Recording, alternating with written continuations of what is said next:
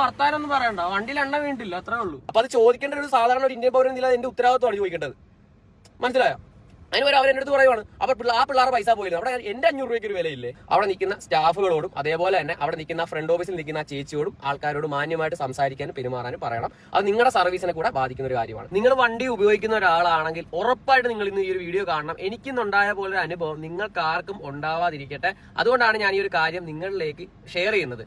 കഴിവതും ഈ ഒരു വീഡിയോ കണ്ടതിന് ശേഷം മാക്സിമം വണ്ടി ഉപയോഗിക്കുന്ന നിങ്ങളുടെ കൂട്ടുകാരിലേക്ക്, നിങ്ങളുടെ പരിചയക്കാരിലേക്ക് എല്ലാ ഒരു വീഡിയോ ഷെയർ ചെയ്തെത്തിക്കാനും മറക്കല്ലേ. ഞാൻ ഇന്നൊരു മരണച്ചടങ്ങിൽ പങ്കെടുക്കാൻ വേണ്ടി ഈരാറ്റുപേട്ടയ്ക്ക് പോകുന്ന വഴി ചങ്ങനാശ്ശേരി വെച്ചിട്ട് എന്റെ വണ്ടിയുടെ റിസർവ് ലൈറ്റ്, അതായത് എണ്ണ തീരാറാവുന്നേരം വണ്ടി നമുക്ക് കാണിച്ചു തരുന്ന ഒരു ലൈറ്റാണ് റിസർവ് ലൈറ്റ്. നിങ്ങൾ ഈ സ്ക്രീനിൽ കാണുന്നതാണ് റിസർവ് ലൈറ്റ്. ഈ ലൈറ്റ് കത്തി കഴിഞ്ഞാൽ ഏകദേശം ഒരു 50 കിലോമീറ്ററിന് താഴെ, 60 കമ്പനി പറഞ്ഞത്, ഒരു 50 കിലോമീറ്റർ വരെയെങ്കിലും നമുക്ക് ഈ ഒരു വണ്ടി ഓടിക്കാൻ സാധിക്കും. അതെന്ന് വെച്ചാൽ പ്രധാനമായിട്ട് ഈ ലൈറ്റിന് ഉപയോഗം എന്ന് വെച്ചാൽ നമുക്ക് എത്രയും പെട്ടെന്ന് വണ്ടി ഓടിച്ച് പെട്രോൾ പമ്പിൽ എത്തിക്കാനുള്ള ഒരു അലാറം പോലെ നമുക്ക് തരുന്നതാണ് ഈ റിസർവ് ലൈറ്റ്. ചങ്ങനാശ്ശേരി ജംഗ്ഷൻ എത്തിയപ്പോഴത്തേക്കാണ് ഈ ഒരു റിസർവ് ലൈറ്റ് എന്റെ വണ്ടിയിൽ കത്തിയത്. അപ്പൊ ഞാൻ എന്ത് ചെയ്തു, തൊട്ടടുത്തുള്ള ഏകദേശം ഒരു 3 കിലോമീറ്റർ അടുത്തുള്ള ഒരു പമ്പിലേക്ക് എത്തി.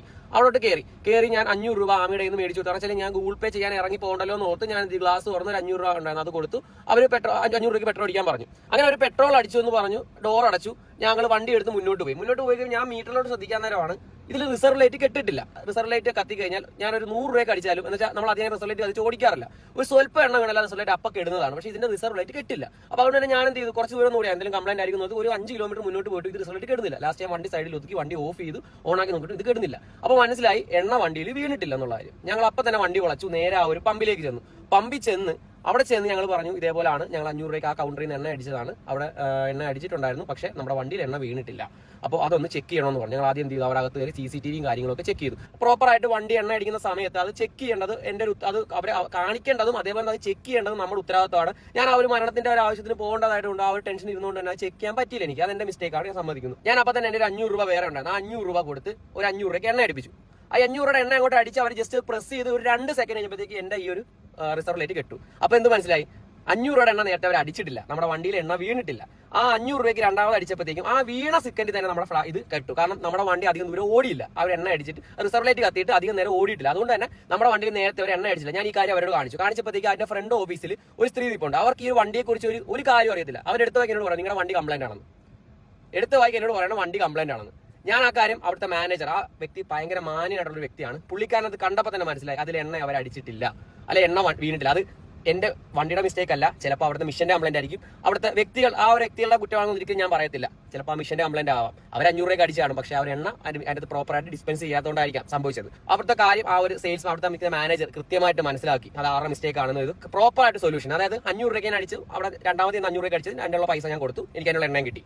ആദ്യം അടിച്ച് 500 രൂപ പുള്ളിക്കാരൻ എനിക്ക് തന്നു തിരിച്ച്. എന്നിട്ടും അവിടുത്തെ നിൽക്കുന്ന ആ ഒരു ലേഡി സ്റ്റാഫ്, ആ കൗണ്ടറിൽ നിൽക്കുന്ന കുറച്ച് ഇതിനെക്കുറിച്ച് ഒരു കിണ്ടി അറിയാൻ മേലാത്ത കുറെ സ്റ്റാഫ് നിൽപ്പുണ്ട്.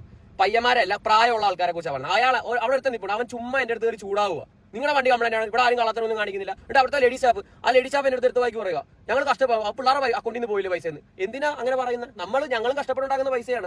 ഞങ്ങൾ 500 രൂപ കൊടുത്ത് എണ്ണ അടിച്ചു. ആ 500 രൂപ എണ്ണ വീണില്ലെങ്കിൽ അത് ഞാനിവിടെ വെറുതെ ദാനം കൊടുക്കേണ്ട പൈസയാണോ? അപ്പൊ അത് ചോദിക്കേണ്ട ഒരു സാധാരണ ഒരു ഇന്ത്യൻ പൗരൻ എന്റെ ഉത്തരവാദിത്തമാണ് ചോദിക്കേണ്ടത്. മനസ്സിലായോ? അതിന് അവരെന്റെ അടുത്ത് പറയുവാണ് അപ്പൊ ആ പിള്ളേരെ പൈസ പോയില്ല. അവിടെ എന്റെ 500 രൂപയ്ക്ക് ഒരു വിലയില്ലേ? അപ്പൊ ഞാൻ കൊടുത്ത 500 രൂപയ്ക്കുള്ള എണ്ണ എനിക്ക് കിട്ടാത്തതിന് അത് എനിക്ക് വാല്യൂ ഇല്ല, എന്റെ 500 രൂപ പോകുന്നൊരു വാല്യൂ ഇല്ലേ?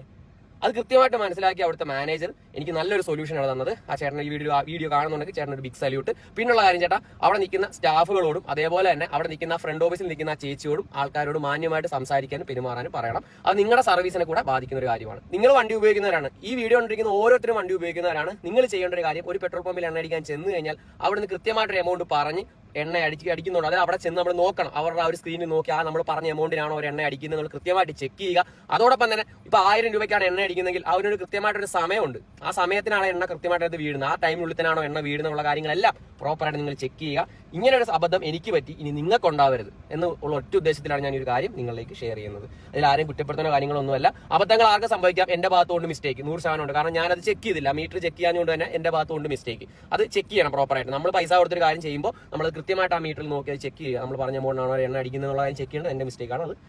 അത് ഞാൻ സമ്മതിക്കുന്നു. പക്ഷേ ഒരു മരണ ചടങ്ങിന് പോകേണ്ട ഒരു ടെൻഷനും കാര്യങ്ങളൊക്കെ ഇരുന്നുകൊണ്ട് അത് ശ്രദ്ധിക്കാൻ സാധിച്ചില്ല. ഓക്കെ, അപ്പോൾ ഈ ഒരു കാര്യം നിങ്ങളെ കൂടെ എത്തിച്ചാണ്. എല്ലാവരും ഒന്ന് ശ്രദ്ധിക്കുക.